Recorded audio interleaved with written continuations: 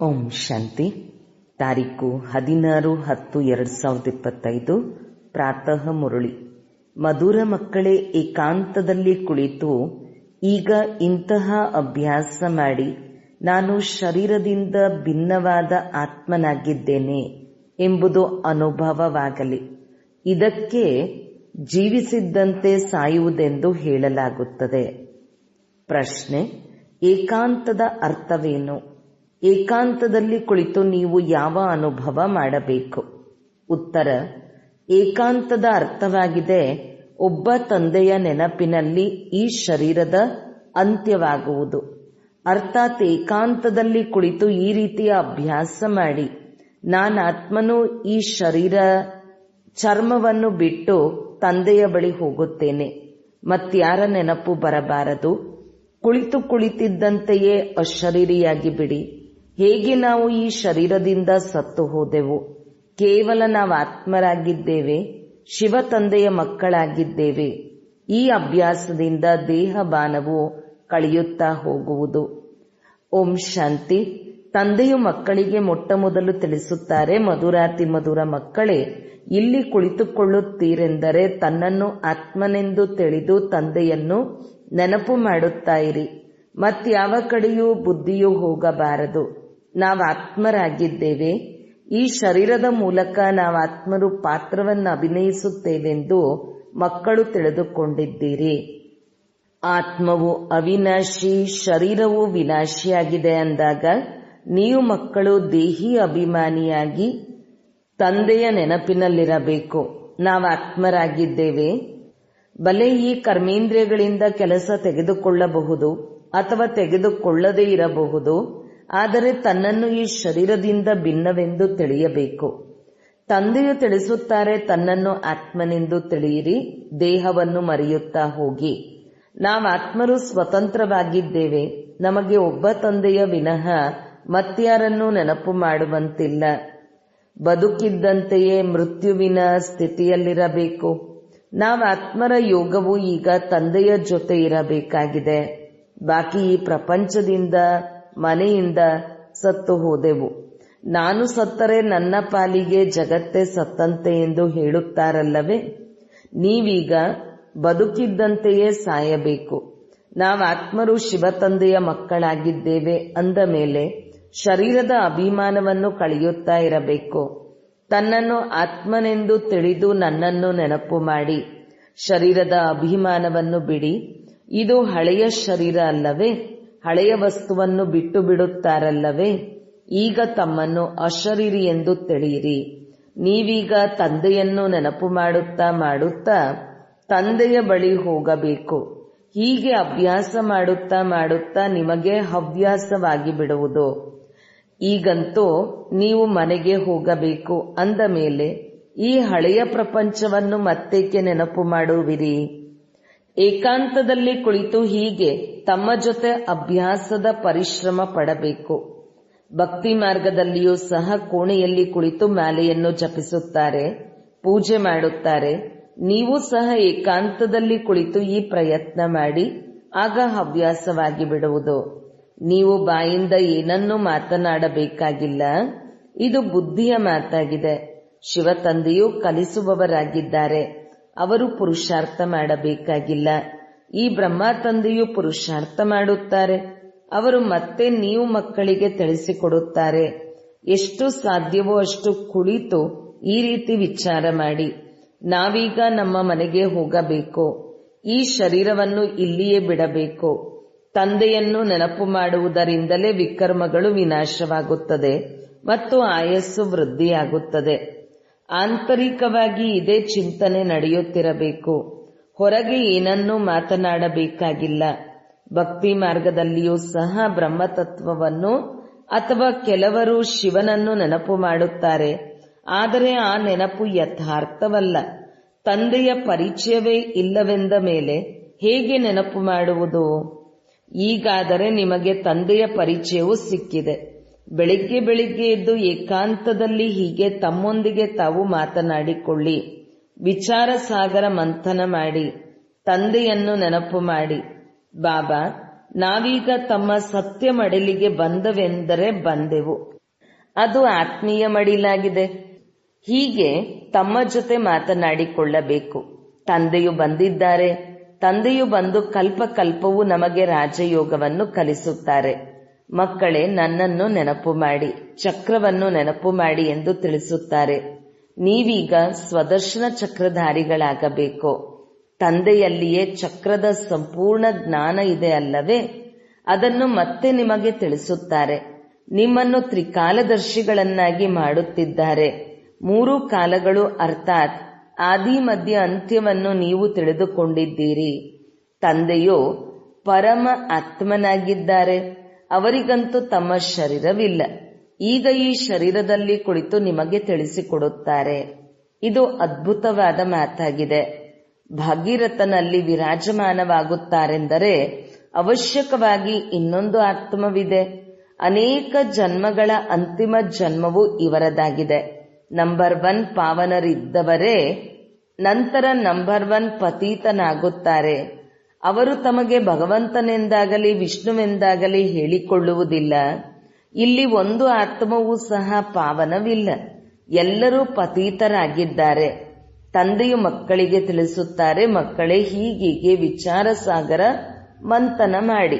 ಇದರಿಂದ ನಿಮಗೆ ಖುಷಿಯೂ ಇರುವುದು ಮತ್ತು ಇದರಲ್ಲಿ ಏಕಾಂತವೂ ಬೇಕಾಗಿದೆ.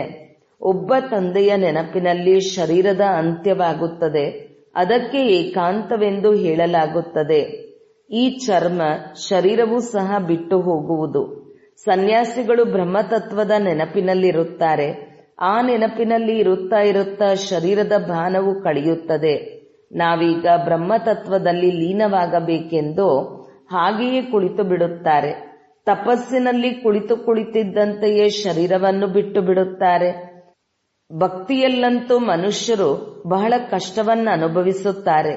ಇಲ್ಲಿ ಯಾವುದೇ ಕಷ್ಟದ ಮಾತಿಲ್ಲ. ನೆನಪಿನಲ್ಲಿರಬೇಕು. ಅಂತಿಮದಲ್ಲಿ ಯಾವ ನೆನಪು ಇರಬಾರದು. ಗೃಹಸ್ಥ ವ್ಯವಹಾರದಲ್ಲಂತೂ ಇರಲೇಬೇಕು. ಆದರೆ ಅದರಿಂದ ಸಮಯ ತೆಗೆಯಬೇಕಾಗಿದೆ. ವಿದ್ಯಾರ್ಥಿಗಳಿಗೆ ವಿದ್ಯೆಯ ಉಮಂಗ ಇರುತ್ತದೆಯಲ್ಲವೇ? ಇದು ವಿದ್ಯೆಯಾಗಿದೆ. ತನ್ನನ್ನು ಆತ್ಮನೆಂದು ತಿಳಿಯದ ಕಾರಣ ತಂದೆ, ಶಿಕ್ಷಕ, ಗುರು ಎಲ್ಲರನ್ನೂ ಮರೆತು ಹೋಗುತ್ತಾರೆ. ಏಕಾಂತದಲ್ಲಿ ಕುಳಿತು ಹೀಗೀಗೆ ವಿಚಾರ ಮಾಡಿ. ಗೃಹಸ್ಥಿಗಳ ಮನೆಯಲ್ಲಂತೂ ವಾಯುಮಂಡಲವು ಅಷ್ಟು ಚೆನ್ನಾಗಿರುವುದಿಲ್ಲ. ಒಂದು ವೇಳೆ ಪ್ರಬಂಧವಿದ್ದರೆ ಇದಕ್ಕಾಗಿ ಒಂದು ಕೋಣೆಯನ್ನಿಟ್ಟು ಅಲ್ಲಿ ಹೋಗಿ ಏಕಾಂತದಲ್ಲಿ ಕುಳಿತು ಬಿಡಿ. ಮಾತೆಯರಿಗಂತೂ ಹಗಲಿನಲ್ಲಿಯೂ ಸಮಯ ಸಿಗುತ್ತದೆ. ಮಕ್ಕಳು ಶಾಲೆಗೆ ಹೊರಟು ಹೋಗುತ್ತಾರೆ. ಸಮಯ ಸಿಕ್ಕಿದಾಗಲೆಲ್ಲ ಇದೇ ಪ್ರಯತ್ನ ಮಾಡುತ್ತಾ ಇರಿ. ನಿಮಗಾದರೆ ಒಂದು ಮನೆ ಇದೆ. ಆದರೆ ತಂದೆಗೆ ನೋಡಿ ಎಷ್ಟೊಂದು ಅಂಗಡಿಗಳು, ಸೇವಾ ಕೇಂದ್ರಗಳಿವೆ. ಇನ್ನೂ ವೃದ್ಧಿಯಾಗುತ್ತಾ ಹೋಗುವುದು. ಮನುಷ್ಯರಿಗೆ ಉದ್ಯೋಗ ವ್ಯವಹಾರಗಳ ಚಿಂತೆ ಇರುತ್ತದೆ. ಆದ್ದರಿಂದ ನಿದ್ರೆಯೂ ದೂರವಾಗುತ್ತದೆ. ಇದು ಸಹ ವ್ಯಾಪಾರವಲ್ಲವೇ? ಇದು ಎಷ್ಟು ದೊಡ್ಡ ಅಂಗಡಿಯಾಗಿದೆ. ತಂದೆಯು ಎಷ್ಟೊಂದು ಪರಿಶ್ರಮ ಪಡುತ್ತಾರೆ. ಹಳೆಯ ಶರೀರವನ್ನು ಪಡೆದುಕೊಂಡು ಅದನ್ನು ರಿಪೇರಿ ಮಾಡಿ ಹೊಸದನ್ನು ಕೊಡುತ್ತಾರೆ. ಎಲ್ಲರಿಗೂ ಮಾರ್ಗವನ್ನು ತಿಳಿಸುತ್ತಾರೆ. ಈ ವ್ಯಾಪಾರವು ಬಹಳ ದೊಡ್ಡದಾಗಿದೆ. ಈ ಕರ್ತವ್ಯವನ್ನು ತಂದೆಯೇ ಮಾಡಬೇಕು. ವ್ಯಾಪಾರಿಗಳಿಗೆ ವ್ಯಾಪಾರದ ಚಿಂತೆಯೇ ಇರುತ್ತದೆ. ತಂದೆಯು ಹೀಗೀಗ ಅಭ್ಯಾಸ ಮಾಡುತ್ತಾರೆ. ನಂತರ ನೀವು ಸಹ ಈ ರೀತಿ ಮಾಡಿ ಎಂದು ತಿಳಿಸುತ್ತಾರೆ. ಎಷ್ಟು ನೀವು ತಂದೆಯ ನೆನಪಿನಲ್ಲಿರುತ್ತೀರೋ ಸ್ವತಃ ನಿದ್ರೆಯು ದೂರವಾಗುವುದು. ಸಂಪಾದನೆಯಲ್ಲಿ ಆತ್ಮಕ್ಕೆ ಬಹಳ ಆನಂದ ಉಂಟಾಗುವುದು. ಸಂಪಾದನೆಗಾಗಿ ಮನುಷ್ಯರು ರಾತ್ರಿಯಲ್ಲಿಯೂ ಸಹ ಜಾಗೃತರಾಗಿರುತ್ತಾರೆ. ಸೀಸನ್ನಿನಲ್ಲಿ ಇಡೀ ರಾತ್ರಿ ಅಂಗಡಿಗಳು ತೆರೆದಿರುತ್ತವೆ. ನಿಮ್ಮ ಸಂಪಾದನೆಯೂ ಸಹ ರಾತ್ರಿ ಮತ್ತು ಮುಂಜಾನೆಯ ಸಮಯದಲ್ಲಿ ಬಹಳ ಚೆನ್ನಾಗಿ ಆಗುವುದು. ಸ್ವದರ್ಶನ ಚಕ್ರಧಾರಿಗಳಾಗುತ್ತೀರಿ. ತ್ರಿಕಾಲದರ್ಶಿಗಳಾಗುತ್ತೀರಿ. 21 ಜನ್ಮಗಳಿಗಾಗಿ ಹಣ ಸಂಪಾದಿಸುತ್ತೀರಿ. ಮನುಷ್ಯರು ಸಾಹುಕಾರರಾಗಲು ಎಷ್ಟೊಂದು ಪುರುಷಾರ್ಥ ಮಾಡುತ್ತಾರೆ. ನೀವು ಸಹ ತಂದೆಯನ್ನು ನೆನಪು ಮಾಡಿದರೆ ವಿಕರ್ಮಗಳು ವಿನಾಶವಾಗುತ್ತದೆ, ಬಲ ಸಿಗುತ್ತದೆ. ನೆನಪಿನ ಯಾತ್ರೆಯಲ್ಲಿರದಿದ್ದರೆ ಬಹಳ ನಷ್ಟವಾಗುವುದು. ಏಕೆಂದರೆ ತಲೆಯ ಮೇಲೆ ಬಹಳಷ್ಟು ಪಾಪದ ಹೊರೆಯಿದೆ. ಈಗ ಒಬ್ಬ ತಂದೆಯನ್ನು ನೆನಪು ಮಾಡಿ ಜಮಾ ಮಾಡಿಕೊಳ್ಳಬೇಕು ಮತ್ತು ತ್ರಿಕಾಲದರ್ಶಿಗಳಾಗಬೇಕು. ಅರ್ಧಕಲ್ಪಕ್ಕಾಗಿ ಈ ಅವಿನಾಶಿ ಧನವನ್ನು ಸಂಪಾದನೆ ಮಾಡಿಕೊಳ್ಳಬೇಕು. ಇದು ಬಹಳ ಅಮೂಲ್ಯವಾಗಿದೆ. ವಿಚಾರ ಸಾಗರ ಮಂಥನ ಮಾಡಿ ರತ್ನಗಳನ್ನು ತೆಗೆಯಬೇಕಾಗಿದೆ. ಹೇಗೆ ಬ್ರಹ್ಮ ತಂದೆಯು ಸ್ವಯಂ ಮಾಡುವರೋ ಆ ಯುಕ್ತಿಯನ್ನು ಮಕ್ಕಳಿಗೂ ತಿಳಿಸಿಕೊಡುತ್ತಾರೆ. ಬಾಬಾ ಮಾಯೆಯ ಬಿರುಗಾಳಿಗಳು ಬಹಳ ಬರುತ್ತವೆ ಎಂದು ಮಕ್ಕಳು ಹೇಳುತ್ತಾರೆ. ತಂದೆಯು ತಿಳಿಸುತ್ತಾರೆ, ಮಕ್ಕಳೇ ಸಾಧ್ಯವಾದಷ್ಟು ತಮ್ಮ ಸಂಪಾದನೆಯನ್ನು ಮಾಡಿಕೊಳ್ಳಬೇಕು. ಇದೇ ಕೆಲಸಕ್ಕೆ ಬರುವುದು. ಏಕಾಂತದಲ್ಲಿ ಕುಳಿತು ತಂದೆಯನ್ನು ನೆನಪು ಮಾಡಬೇಕು. ಬಿಡುವು ಸಿಕ್ಕಿದರೆ ಮಂದಿರಗಳಲ್ಲಿ ಹೋಗಿ ಬಹಳಷ್ಟು ಸರ್ವಿಸ್ ಮಾಡಬಹುದು. ಬ್ಯಾಡ್ಜ್ ಅನ್ನು ಅವಶ್ಯಕವಾಗಿ ಹಾಕಿಕೊಳ್ಳಿ. ಅದರಿಂದ ಇವರು ಆತ್ಮಿಕ ಸೈನಿಕರು ಎಂದು ಎಲ್ಲರೂ ತಿಳಿದುಕೊಳ್ಳುತ್ತಾರೆ. ನಾವು ಸ್ವರ್ಗದ ಸ್ಥಾಪನೆ ಮಾಡುತ್ತಿದ್ದೇವೆಂದು ನೀವು ಬರೆಯುತ್ತೀರಿ. ಆದಿ ಸನಾತನ ದೇವಿ ದೇವತಾ ಧರ್ಮವಿತ್ತು, ಈಗ ಇಲ್ಲ. ಅದನ್ನು ಪುನಃ ಸ್ಥಾಪನೆ ಮಾಡುತ್ತೇವೆ. ಈ ಲಕ್ಷ್ಮೀನಾರಾಯಣರು ನಮ್ಮ ಗುರಿ ಧ್ಯೇಯವಾಗಿರುವವರಲ್ಲವೇ? ಈ ಟ್ರಾನ್ಸ್ಲೈಟ್ನ ಚಿತ್ರವನ್ನು ಬ್ಯಾಟರಿ ಸಹಿತವಾಗಿ ಪರಿಕ್ರಮಣ ಮಾಡಿ ಎಲ್ಲರಿಗೂ ಹೇಳಿರಿ, ಈ ರಾಜ್ಯವನ್ನು ನಾವು ಸ್ಥಾಪನೆ ಮಾಡುತ್ತಿದ್ದೇವೆ. ಈ ಚಿತ್ರವು ಎಲ್ಲದಕ್ಕಿಂತ ಬಹಳ ಸುಂದರವಾಗಿದೆ. ಈ ಚಿತ್ರವು ಬಹಳ ಪ್ರಸಿದ್ಧವಾಗುವುದು. ಲಕ್ಷ್ಮೀನಾರಾಯಣರು ಕೇವಲ ಒಬ್ಬರೇ ಇರಲಿಲ್ಲ, ಅವರ ರಾಜಧಾನಿಯೂ ಇತ್ತಲ್ಲವೇ? ಈ ಸ್ವರಾಜ್ಯವನ್ನು ಸ್ಥಾಪನೆ ಮಾಡುತ್ತಿದ್ದೇವೆ. ಈಗ ತಂದೆಯು ತಿಳಿಸುತ್ತಾರೆ, ಮನ್ಮನಾಭವ. ತಂದೆಯನ್ನು ನೆನಪು ಮಾಡಿದರೆ ವಿಕರ್ಮಗಳು ವಿನಾಶವಾಗುತ್ತವೆ. ನಾವು ಗೀತಾ ಸಪ್ತಾಹವನ್ನಾಚರಿಸುತ್ತೇವೆ ಎಂದು ಹೇಳುತ್ತಾರೆ. ಇವೆಲ್ಲ ಉಪಾಯಗಳು ಕಲ್ಪದ ಹಿಂದಿನ ತರಹ ನಡೆಯುತ್ತಿವೆ. ಪರಿಕ್ರಮಣ ಮಾಡುವಾಗ ಈ ಚಿತ್ರವನ್ನಿಟ್ಟುಕೊಳ್ಳಬೇಕು. ಇದನ್ನು ನೋಡಿ ಎಲ್ಲರೂ ಖುಷಿ ಪಡುತ್ತಾರೆ. ನೀವು ತಿಳಿಸಿ, ತಂದೆ ಮತ್ತು ಆಸ್ತಿಯನ್ನು ನೆನಪು ಮಾಡಿ. ಮನ್ಮನಾಭವ, ಇದು ಗೀತೆಯ ಅಕ್ಷರ ಅಲ್ಲವೇ? ಭಗವಂತನು ಶಿವ ತಂದೆಯಾಗಿದ್ದಾರೆ. ಅವರು ತಿಳಿಸುತ್ತಾರೆ, ಮಕ್ಕಳೇ, ನನ್ನನ್ನು ನೆನಪು ಮಾಡುವುದರಿಂದ ವಿಕರ್ಮಗಳು ವಿನಾಶವಾಗುವುದು. 84 ಜನ್ಮಗಳ ಚಕ್ರವನ್ನು ನೆನಪು ಮಾಡಿದರೆ ಈ ರೀತಿ ನೀವು ಶ್ರೇಷ್ಠರಾಗುವಿರಿ. ನೀವು ಯಾರಿಗಾದರೂ ಈ ಪುಸ್ತಕಗಳನ್ನು ಉಡುಗೊರೆಯಾಗಿ ಕೊಡಿ. ಶಿವ ತಂದೆಯ ಭಂಡಾರವಂತೂ ಸದಾ ಸಂಪನ್ನವಾಗಿರುತ್ತದೆ. ಮುಂದೆ ಹೋದಂತೆ ಇನ್ನೂ ಬಹಳಷ್ಟು ಸೇವೆಯಾಗುವುದು. ಗುರಿ ಧ್ಯೇಯವು ಎಷ್ಟು ಸ್ಪಷ್ಟವಾಗಿದೆ. ಒಂದು ರಾಜ್ಯ, ಒಂದು ಧರ್ಮವಿತ್ತು. ಬಹಳ ಸಾಹುಕಾರರಾಗಿದ್ದಿರಿ. ಒಂದು ರಾಜ್ಯ, ಒಂದು ಧರ್ಮ ಬೇಕೆಂದು ಮನುಷ್ಯರು ಬಯಸುತ್ತಾರೆ. ಮನುಷ್ಯರು ಏನನ್ನು ಬಯಸುತ್ತಾರೆಯೋ ಈಗ ಅದರ ಚಿಹ್ನೆಗಳು ಕಾಣುತ್ತವೆ. ಅದರಿಂದ ಇವರು ಸತ್ಯವನ್ನು ಹೇಳುತ್ತಾರೆ ಎಂಬುದನ್ನು ತಿಳಿದುಕೊಳ್ಳುವರು. 100% ಪವಿತ್ರತೆ, ಸುಖ, ಶಾಂತಿಯ ರಾಜ್ಯವನ್ನು ಪುನಃ ಸ್ಥಾಪನೆ ಮಾಡುತ್ತಿದ್ದೀರಿ. ಮತ್ತೆ ನಿಮಗೆ ಖುಷಿಯೂ ಇರುವುದು. ನೆನಪಿನಲ್ಲಿದ್ದಾಗಲೇ ಬಾಣವು ನಾಟುವುದು. ಶಾಂತಿಯಲ್ಲಿದ್ದು ಕೆಲವು ಶಬ್ದಗಳನ್ನು ಹೇಳಿದರೂ ಸಾಕು, ಹೆಚ್ಚು ಹೇಳಬೇಕಾಗಿಲ್ಲ. ಗೀತೆ, ಕವಿತೆ ಇತ್ಯಾದಿಗಳೇನು ತಂದೆಗೆ ಇಷ್ಟವಾಗುವುದಿಲ್ಲ. ಹೊರಗಿನ ಮನುಷ್ಯರೊಂದಿಗೆ ಈರ್ಷ್ಯೆ ಮಾಡಬಾರದು. ನಿಮ್ಮ ಮಾತೆ ಬೇರೆಯಾಗಿದೆ. ತಮ್ಮನ್ನು ಆತ್ಮನೆಂದು ತಿಳಿದು ತಂದೆಯನ್ನು ನೆನಪು ಮಾಡಿದರೆ ಸಾಕು. ಒಳ್ಳೊಳ್ಳೆಯ ಸ್ಲೋಗನ್ಗಳನ್ನು ಹಾಕಿರಿ. ಮನುಷ್ಯರು ಅದನ್ನು ಓದಿ ಜಾಗೃತರಾಗಲಿ. ಮಕ್ಕಳು ವೃದ್ಧಿಯಾಗುತ್ತಿರುತ್ತಾರೆ. ಖಜಾನೆಯು ತುಂಬುತ್ತಾ ಇರುತ್ತದೆ. ಮಕ್ಕಳು ಕೊಟ್ಟಿರುವುದು ಮತ್ತೆ ಮಕ್ಕಳ ಕೆಲಸಕ್ಕೆ ಉಪಯೋಗವಾಗುತ್ತದೆ. ತಂದೆಯಂತೂ ಹಣವನ್ನು ಪಡೆದುಕೊಳ್ಳುವುದಿಲ್ಲ. ನಿಮ್ಮ ವಸ್ತುಗಳನ್ನು ನಿಮ್ಮ ಕೆಲಸದಲ್ಲಿಯೇ ತೊಡಗಿಸುತ್ತಾರೆ. ನಾವು ಬಹಳ ಸುಧಾರಣೆ ಮಾಡುತ್ತೇವೆಂದು ಭಾರತವಾಸಿಗಳು ತಿಳಿದುಕೊಳ್ಳುತ್ತಾರೆ. 5 ವರ್ಷಗಳಲ್ಲಿ ಇಷ್ಟು ದವಸ ಧಾನ್ಯಗಳಿರುವುದು.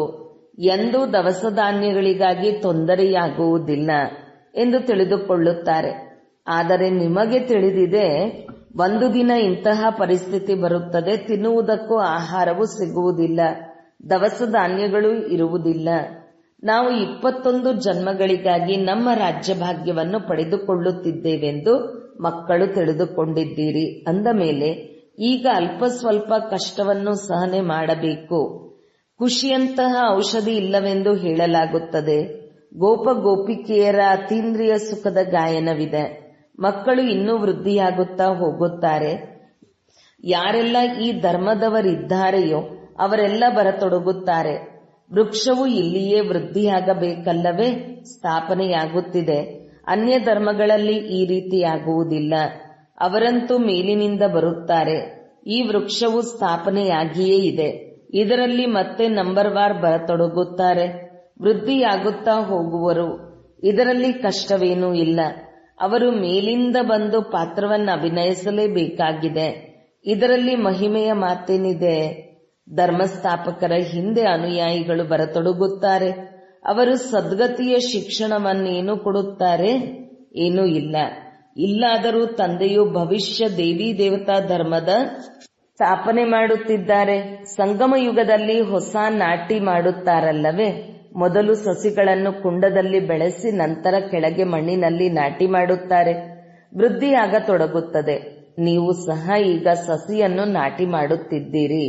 ನಂತರ ಸತ್ಯಯುಗದಲ್ಲಿ ವೃದ್ಧಿಯನ್ನು ಹೊಂದಿ ರಾಜ್ಯಭಾಗ್ಯವನ್ನು ಪಡೆಯುತ್ತೀರಿ. ನೀವು ಹೊಸ ಪ್ರಪಂಚದ ಸ್ಥಾಪನೆ ಮಾಡುತ್ತಿದ್ದೀರಿ. ಕಲಿಯುಗದಲ್ಲಿ ಇನ್ನೂ ಬಹಳಷ್ಟು ವರ್ಷಗಳಿವೆ ಎಂದು ಮನುಷ್ಯರು ತಿಳಿಯುತ್ತಾರೆ. ಏಕೆಂದರೆ ಶಾಸ್ತ್ರಗಳಲ್ಲಿ ಲಕ್ಷಾಂತರ ವರ್ಷಗಳೆಂದು ಬರೆದು ಬಿಟ್ಟಿದ್ದಾರೆ. ಕಲಿಯುಗದಲ್ಲಿ ಇನ್ನೂ 40,000 ವರ್ಷಗಳಿದೆ. ನಂತರ ತಂದೆಯು ಬಂದು ಹೊಸ ಪ್ರಪಂಚವನ್ನು ಸ್ಥಾಪಿಸುತ್ತಾರೆಂದು ತಿಳಿಯುತ್ತಾರೆ. ಇನ್ನೂ ಕೆಲವರು ಈ ರೀತಿ ತಿಳಿದುಕೊಳ್ಳುತ್ತಾರೆ, ಇದು ಅದೇ ಮಹಾಭಾರತ ಯುದ್ಧವಾಗಿದೆ. ಗೀತೆಯ ಭಗವಂತನು ಅವಶ್ಯಕವಾಗಿ ಇರುವರು. ಆದರೆ ನೀವು ತಿಳಿಸುತ್ತೀರಿ ಕೃಷ್ಣನಂತೂ ಇರಲಿಲ್ಲ. ತಂದೆಯು ತಿಳಿಸುತ್ತಾರೆ ಕೃಷ್ಣನು 84 ಜನ್ಮಗಳನ್ನು ಪಡೆದುಕೊಳ್ಳುತ್ತಾನೆ. ಒಂದು ಜನ್ಮದ ಮುಖಲಕ್ಷಣಗಳು ಇನ್ನೊಂದು ಜನ್ಮಕ್ಕೆ ಹೋಲುವುದಿಲ್ಲ. ಅಂದ ಮೇಲೆ ಇಲ್ಲಿಗೆ ಕೃಷ್ಣನೆಲ್ಲಿಂದ ಬರುವನು? ಆದರೆ ಯಾರೂ ಈ ಮಾತುಗಳ ಮೇಲೆ ವಿಚಾರ ಮಾಡುವುದಿಲ್ಲ. ನೀವು ತಿಳಿದುಕೊಳ್ಳುತ್ತೀರಿ ಕೃಷ್ಣನು ಸ್ವರ್ಗದ ರಾಜಕುಮಾರ. ಅಂದ ಮೇಲೆ ದ್ವಾಪರದಲ್ಲಿ ಎಲ್ಲಿಂದ ಬರುವನು? ಈ ಲಕ್ಷ್ಮೀನಾರಾಯಣರ ಚಿತ್ರವನ್ನು ನೋಡಿದೊಡನೆಯೇ ಅರ್ಥವಾಗುತ್ತದೆ. ಶಿವ ತಂದೆಯು ಈ ಆಸ್ತಿಯನ್ನು ಕೊಟ್ಟಿದ್ದಾರೆ. ಸತ್ಯಯುಗದ ಸ್ಥಾಪನೆ ಮಾಡುವವರು ತಂದೆಯೂ ಆಗಿದ್ದಾರೆ. ಈ ಗೋಲ, ಕಲ್ಪವೃಕ್ಷ ಮೊದಲಾದ ಚಿತ್ರಗಳು ಬಹಳ ಅಮೂಲ್ಯವಾಗಿದೆ. ಮುಂದೆ ಒಂದು ದಿನ ನಿಮ್ಮ ಬಳಿ ಇವೆಲ್ಲ ಟ್ರಾನ್ಸ್ಲೇಟ್ನ ಚಿತ್ರಗಳಾಗಿ ಬಿಡುತ್ತವೆ. ಈಗ ನಮಗೆ ಇಂತಹ ಚಿತ್ರಗಳೇ ಬೇಕೆಂದು ಹೇಳತೊಡಗುತ್ತಾರೆ. ಈ ಚಿತ್ರಗಳಿಂದ ವಿಹಂಗ ಮಾರ್ಗದ ಸೇವೆಯಾಗುವುದು. ನಿಮ್ಮ ಬಳಿ ಇಷ್ಟೊಂದು ಮಂದಿ ಬರುತ್ತಾರೆ, ನಿಮಗೆ ಬಿಡುವೇ ಇರುವುದಿಲ್ಲ. ಅನೇಕರು ಬರತೊಡಗುತ್ತಾರೆ. ಬಹಳ ಖುಷಿ ಇರುತ್ತದೆ. ದಿನ ಪ್ರತಿದಿನ ನಿಮ್ಮ ಪ್ರಭಾವವೂ ಹೆಚ್ಚುತ್ತಾ ಹೋಗುತ್ತದೆ. ಡ್ರಾಮಾನುಸಾರ ಯಾರು ಹೂಗಳಾಗುವವರಿದ್ದಾರೆಯೋ ಅವರಿಗೆ ಇದು ಪ್ರೇರಣೆಯಾಗುವುದು. ಬಾಬಾ, ನೀವು ಇವರ ಬುದ್ಧಿಗೆ ಪ್ರೇರಣೆ ಕೊಡಿ ಎಂದು ನೀವು ಮಕ್ಕಳು ಹೇಳುವ ಅವಶ್ಯಕತೆ ಇರುವುದಿಲ್ಲ. ತಂದೆ ಏನು ಪ್ರೇರಣೆ ಕೊಡುವುದಿಲ್ಲ. ಸಮಯದಲ್ಲಿ ತಾನಾಗಿಯೇ ಪ್ರೇರಣೆಯಾಗುವುದು. ತಂದೆಯಂತೂ ಮಾರ್ಗವನ್ನು ತಿಳಿಸುತ್ತಾರಲ್ಲವೇ? ಬಾಬಾ, ನನ್ನ ಪತಿಯ ಬುದ್ಧಿಗೆ ಪ್ರೇರಣೆ ಕೊಡಿ ಎಂದು ಕೆಲವು ಮಕ್ಕಳು ಬರೆಯುತ್ತಾರೆ. ಹೀಗೆ ಎಲ್ಲರ ಬುದ್ಧಿಗೆ ಪ್ರೇರಣೆ ನೀಡುವುದಾದರೆ ಎಲ್ಲರೂ ಸ್ವರ್ಗದಲ್ಲಿ ಬಂದು ಬಿಡುವರು. ವಿದ್ಯೆಯಲ್ಲಿ ಪರಿಶ್ರಮವಿದೆ. ನೀವು ಈಶ್ವರನ ಸಹಯೋಗಿಗಳಲ್ಲವೇ? ಏನೇನು ಮಾಡಬೇಕೆಂದು ಸತ್ಯವಾದ ಮಾತನ್ನು ಮೊದಲೇ ತಿಳಿಸಿರುತ್ತಾರೆ. ಇಂತಹ ಚಿತ್ರಗಳನ್ನು ತೆಗೆದುಕೊಂಡು ಹೋಗಬೇಕು. ಏಣಿಯ ಚಿತ್ರವನ್ನು ಸಹ ತೆಗೆದುಕೊಂಡು ಹೋಗಿ. ಡ್ರಾಮಾದ ಅನುಸಾರ ಸ್ಥಾಪನೆಯೂ ಆಗಲೇಬೇಕು. ತಂದೆಯು ಸರ್ವಿಸಿಗಾಗಿ ಯಾವ ಸಲಹೆ ನೀಡುವರೋ ಅದರ ಮೇಲೆ ಗಮನ ಕೊಡಬೇಕು. ತಂದೆಯು ತಿಳಿಸುತ್ತಾರೆ, ಮಕ್ಕಳೇ, ಭಿನ್ನ ಭಿನ್ನ ಪ್ರಕಾರದ ಲಕ್ಷಾಂತರ ಬ್ಯಾಡ್ಜ್ಗಳನ್ನು ಮಾಡಿಸಿ ರೈಲ್ನಲ್ಲಿ ಹೋಗಿ 100 ಮೈಲಿಗಳವರೆಗೆ ಹೋಗಿ ಸರ್ವಿಸ್ ಮಾಡಿ ಬನ್ನಿ. ಒಂದು ಬೋಗಿಯಿಂದ ಇನ್ನೊಂದು ಬೋಗಿಗೆ, ಇನ್ನೊಂದರಿಂದ ಮತ್ತೊಂದರಲ್ಲಿ ಹೋಗಿ ಸರ್ವಿಸ್ ಮಾಡಿ. ಬಹಳ ಸಹಜವಾಗಿದೆ. ಮಕ್ಕಳಿಗೆ ಸರ್ವೀಸಿನ ಉತ್ಸಾಹವಿರಬೇಕು. ಒಳ್ಳೆಯದು. ಮಧುರ, ಅತಿ ಮಧುರ. ಅಗಲಿ ಹೋಗಿ ಮರಳಿ ಸಿಕ್ಕಿರುವ ಮಕ್ಕಳ ಪ್ರತಿ ಮಾತಾಪಿತಾ ಬಾಬ್ದಾದರವರ ನೆನಪು, ಪ್ರೀತಿ ಹಾಗೂ ಸುಪ್ರಭಾತ.